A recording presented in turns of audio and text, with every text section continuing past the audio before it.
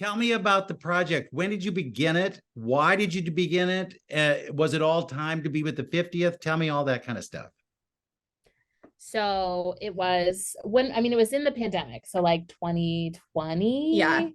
So I texted Courtney and said, hey, I want to make this documentary and I want it to be really good. So help me.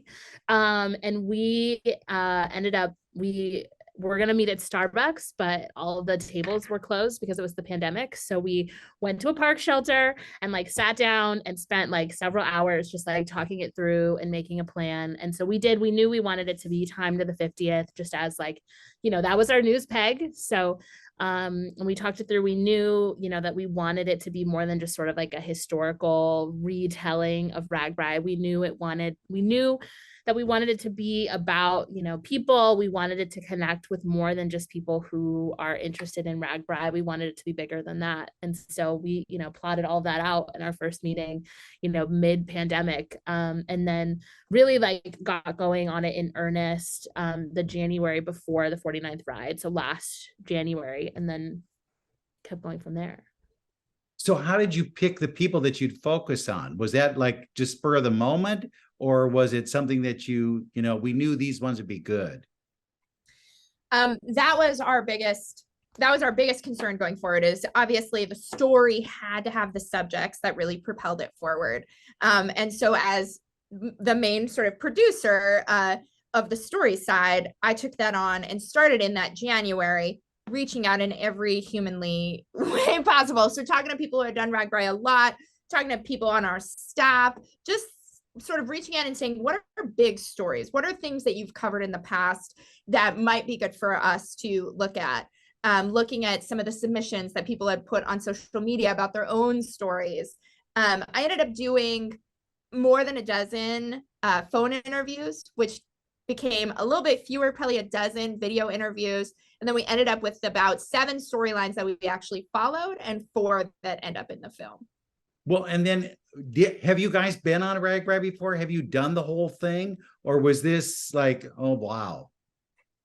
I mean, we've both covered RAGBARI. So I've worked at the Register for 10 years and have covered RAGBARI every year. So like some of the stuff that we included in the documentary are like people we knew about because we are very much involved in RAGBARI, like the Register side of RAGBARI coverage. Like I also have always been a part of the route announcement. Like I've sort of been a big part of planning the Register's coverage of that. So we're very involved in it. Yeah.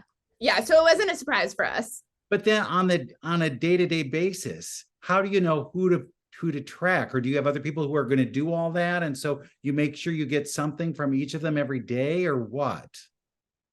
Yeah, so we had a team of 10 people on the ride, 7 videographers and 3 producers. And a lot of it's one of those things, Bruce, where it's like plan as much as you can and then throw away the plan, right? So Kelsey and I sat down in the weeks before talking about which videographer might match with which subject best, like they might have similar life experiences, plotting out what days we'd like to do things. And then every day we'd look at that again, right? So we sent them out a week's plan. And then every night we'd say, what's coming up the next day? What's coming up the next day? So we were following those 7 storylines and then getting beauty shots of Iowa and that kind of stuff. But we were not deviating. We knew those were our storylines. So how freaked out were you during all of that? It's like, oh my God, do we have anything today? I don't know if we have anything today. This could be bad.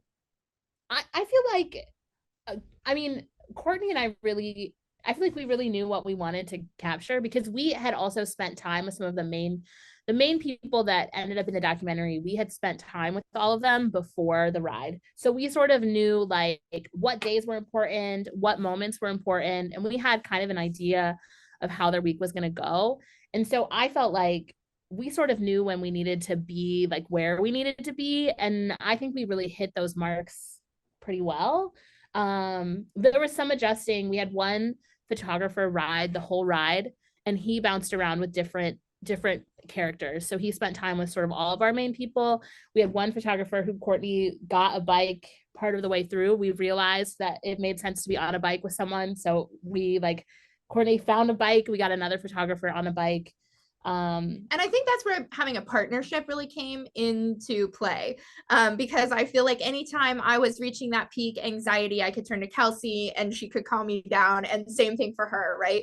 I mean, it was a lot. You have 8 days to get what you need for a movie. And so I'm not going to pretend like that wasn't anxiety inducing. It was, but it was like, stick to the plan, be flexible, and just go, go, go, go. Were you talking to each other on the phone all the time and saying, oh, this is what I found. Oh, this is great. Oh, we got to do this. Or was it like, oh, we'll wait till the end?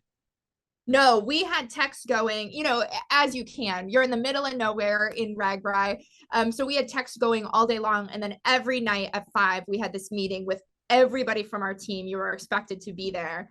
Even if you had to go back out and cover stuff at night, you're expected to be there. So that's kind of how we coordinated on the ride. So we talked through every day. We talked about what everyone filmed. So we had an idea every day what everyone had. And then we also had we had some extra help. So one of the people who was helping us was a woman named Kathy, and I'm not even going to try to pronounce her last name, but she is the photo editor for the Detroit Free Press. So a part of Gannett came and helped us, and she was like looking at footage, and because she was not writing, she was like helping us as a producer, and she was looking at people's footage, and she was sort of helping guide some of that visual instruction too. And so every day, like, all the photographers had a hard drive that they turned in, and all of the footage got backed up on a hard drive, and then people got their hard drives back. And so we were sort of keeping tabs all week. Yeah.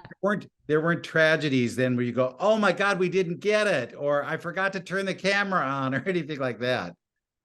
No, and I think that's a really good point though, Bruce, is like, one thing that I learned being a print reporter is the importance of being there. And I think for me, that was the key takeaway, is if you're making a documentary, if you're doing something on film, and it sounds so simple, but it's really not, you have to be there. So even as much as we knew the times that things were going to happen, we really tried to embed with these people, because life happens when you're not looking, right? Life happens in those small moments.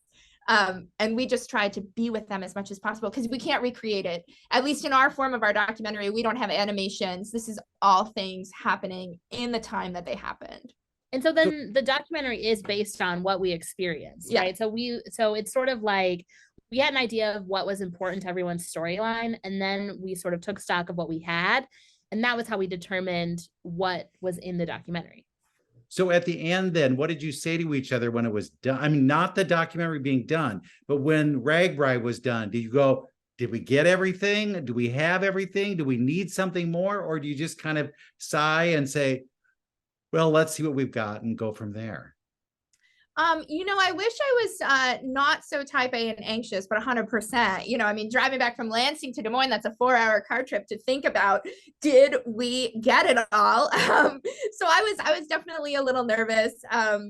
But honestly, it was for me a feeling of euphoria, because at the tire dip, we were there with our characters, and we had been a part, because we were with them, embedded with them. We'd been a part of their journey and their story. So for me, it's like, yes, director Courtney was worried and thinking about, immediately making meetings for Monday.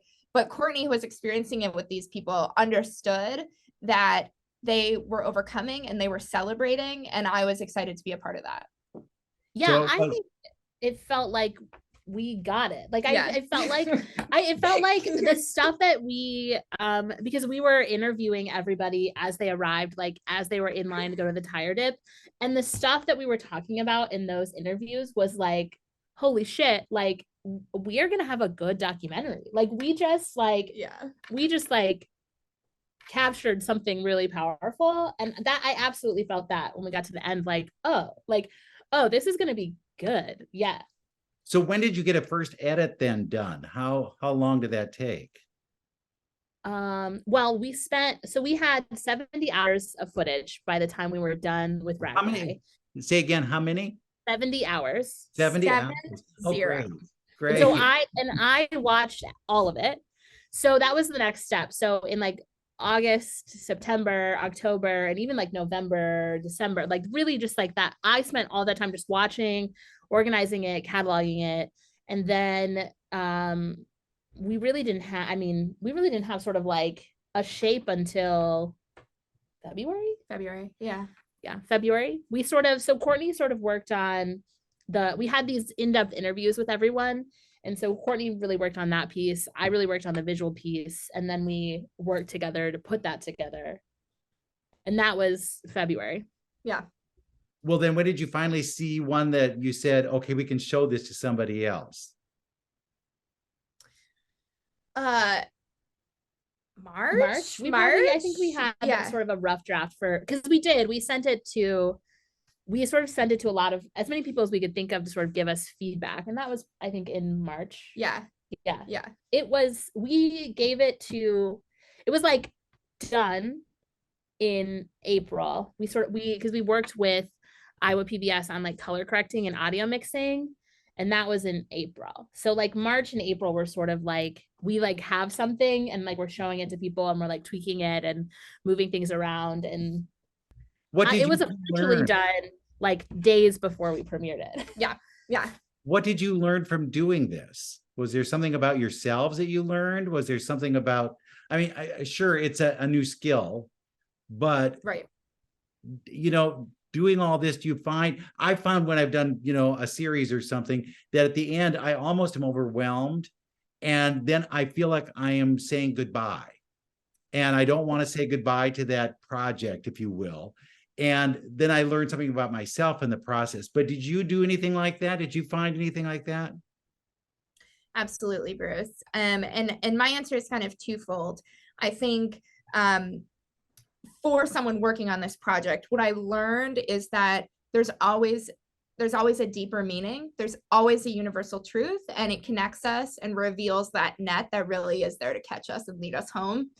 And so for me, RAGBARI gets this rep of being this bacchanalia and beer and, tutus and whatever. And it is that. It's a ton of fun. But the reality is people are doing this for a reason. You don't not have a reason to fly all the way to Iowa at the end of July when it's hot as heck to ride across the state. You have some deeper reason. And most of those are things that literally any of us could connect to.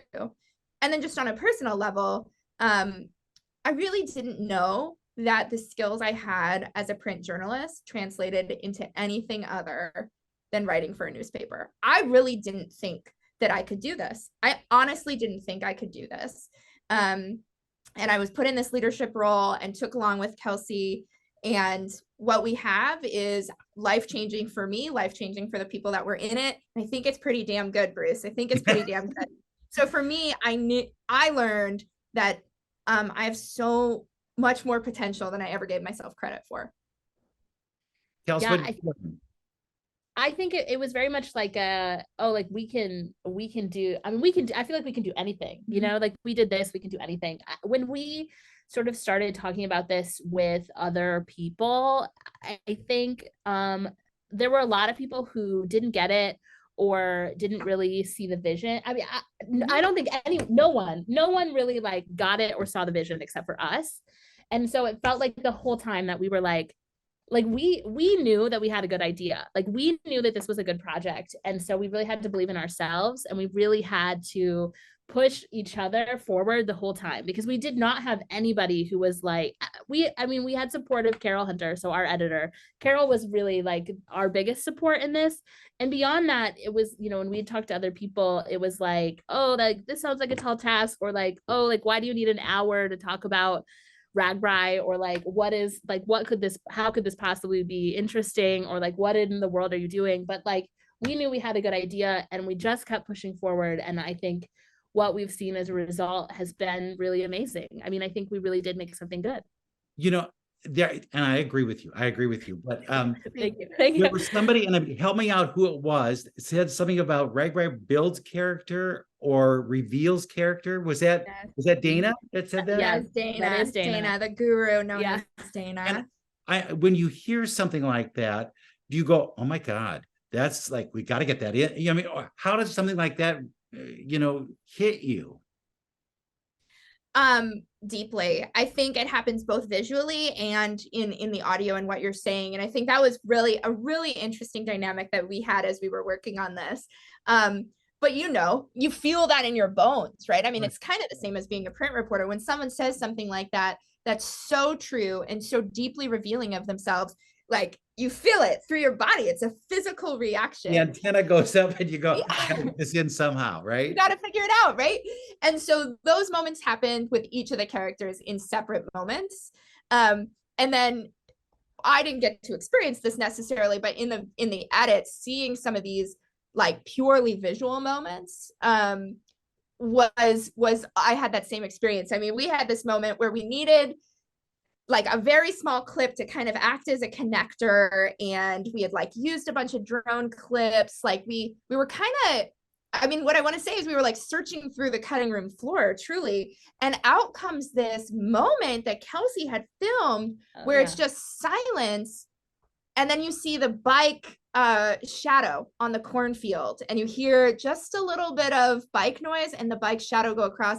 And it was like, how did that end up on the cutting room floor? Like I had the same feeling as when someone says something, that powerful moment that goes through you physically. And it was like, we got to get that in there.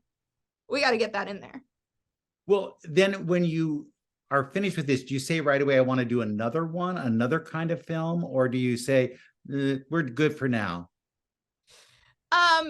Yes and no, right? Yeah. I think the night of our premiere in Des Moines at the Varsity Theater, we were able to have all of the subjects of the film. So we flew people in.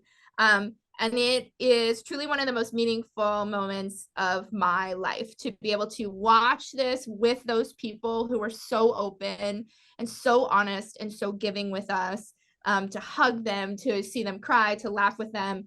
It was this amazing experience. And I feel like it built. And then I was damn near ready for like some alone time, right? Like I was really ready to kind of have a weekend off and have some alone time.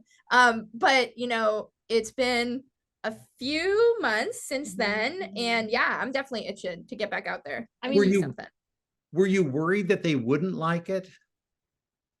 I think a little bit. Of course. I think I mean, because it's a big thing to see yourself on screen for that long and to be that vulnerable. And so I think we were a little like nervous, but I mean, the energy at the premiere, I mean, because we both sort of experienced showings of the documentary since then, like, and nothing has compared to seeing it at the premiere. Like the energy in the room and like the feelings of the people like around us watching it, like was so, I mean, it was just so good. Like people were so locked in and people were so like excited, and like nothing, like I have not experienced anything like that. Like laughing at the laugh lines and crying at the cry lines. And it was like, you know, that dream experience. But yeah, I think that was the difference, Bruce, talking as a print reporter, is like, you write these series as I have, you know, you get people to open up to you, and it's a very deep connection. It's a similar connection that I felt with these people, but like that newspaper hits their door and they get to experience that and then call you after, you know? So it's a whole new feeling to watch. It's like watching them read the newspaper almost. You know, there's a responsibility we have too as journalists, where you could use a quote that could really ruin somebody. And then you could hold back on using that quote because you realize that it might not land as well as you think it would. You know what I mean? Where people will say, oh, I've got this juicy quote, but is that really fair to the person that you're dealing with? And I do. The one thing I really appreciated that you had in this was the mother and the son. And you showed that people in the world, not necessarily just Iowa, can be really nasty. And I think that needs to come out. I think people need to see that, you know, you don't know the story. You don't know what this kid is up to. And then to call him out for having an electronic or an electric bike or whatever they call it. I can't ride bikes, so there you go. But, you know, the idea that people would be mean to that and then twist it so that then it was a positive for him and not a negative. That was remarkable. I thought that was a really good play of that. And I also thought you did a great job talking about the couple in Lansing. Is that, I believe, where it is? Yep. How a town embraces people, and it doesn't matter, you know, what your lifestyle is. It is about what you can do. And I think that comes through very nicely. I did question, now me talking to you guys, that you didn't show the partying more. because that's all we ever hear about is it's one big party. Everybody is on this big party. And why didn't you? So I think that and we've heard that from other people, and then we make them watch it again. And you see much more of it again. It really is there. It's in a lot of those interstitial clips and those interstitial moments. But also think about how much you need to really understand its party. You know what I mean? So we knew we wanted to tell a story that was deeper than just the history of RAGBARI, than just the Bacchanalia. And that was our goal. This was a movie about overcoming and about growth. And we fit a lot of fun in. I think it just happens in slightly smaller, quiet moments. Yeah. Yeah. And then you had Chuck doing a little biography about the whole thing. When did that come in? Was that early on? You said, well, we've got to do the biography of what this is all about. Or was that after you'd seen what you had and said, will they understand this? We've got to add that in. Yeah, it was after. So we focused completely on the subjects, right? Because we had to have those stories or it wasn't going to work. Like those stories had to be locked in. They had to have an arc. They had to show growth or overcoming or celebration. That was our number one goal. And then we were able to kind of go back and get some of this other stuff, right? Look at some of our visuals, find like the guy who rides with his parrot, find the woman dancing with her floaty, right? We could go back and look at those things. And then the Chuck part, that was one of the last things we added, because we did have to have a general history. You needed to know what this was enough. And Chuck is a natural storyteller, and so gifted and generous with his time. But I think the magic of that scene, and no offense meant to Chuck, who is a deep friend, the magic of that scene is what you hear from John and Dawn back in one of the early RAGBARIs. I don't know if we know exactly, RAGBARI 3 through 6 sometime. Yeah. Where they hear from their own voice kind of why they did this. And they're dressed in those glorious 70s clothes, and it's kind of like got that sepia tone of like All in the Family, and it's just so great. And I think that's where the magic of that scene came from. So we added that. Yeah, well, it works. I think, for those of us those who don't know anything about it, they need the context. They need to see that this is kind of just a whim that grew into something much bigger than all of that.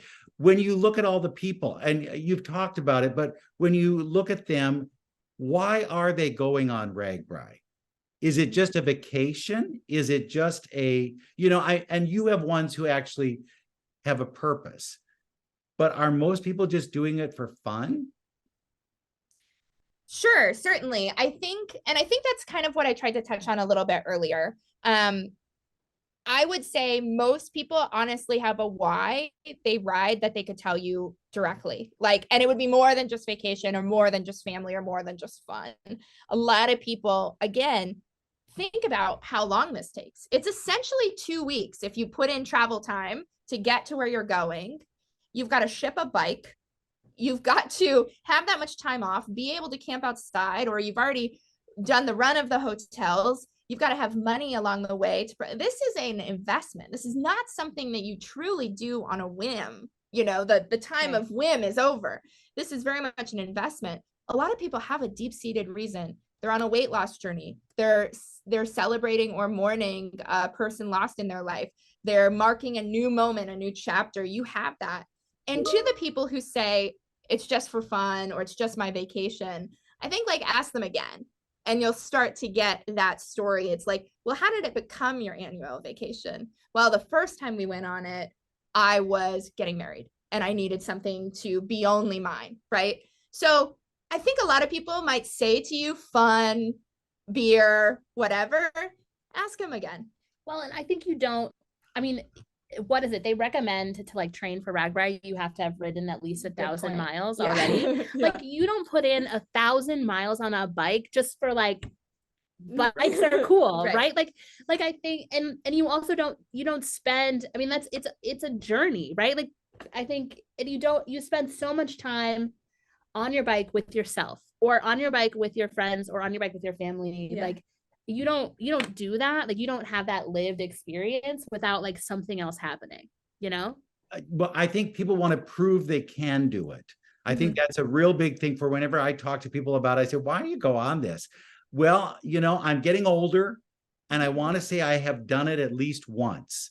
And so they have a reason for that. And then they're so thrilled that they made it one day, that they made it all the days, and so there's a sense of accomplishment that I don't think we get in other ways. We can't really, at work, you can say, yeah, I got something done, but was it something that I really was aiming for? And I think that's kind of, Well, I know. that's the like clip of, I think it's John Kerr saying that, like people Yeah. are, you're really doing something.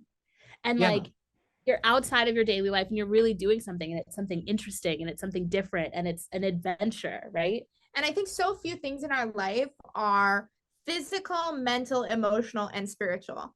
And like, I'm here to tell you, if you're doing RAGBARI even for a day, it's all four of those things. Yeah, I won't be doing it for a day. It won't happen. We'll get you out there. But here's your next film, okay? Yeah. Go eating at all of the towns. That to me looks like the best fun. I'm going to have pie in this town, and I'm going to have whatever they are pushing in the other town, because that to me seems really fun. I don't want the physical exertion at all. I just want to enjoy everything. So that's my take. But you guys have done a great job. This is a real accomplishment, and it should feel like that for you too. That when you look at it, you can sense, you know what, I did RAGBARI.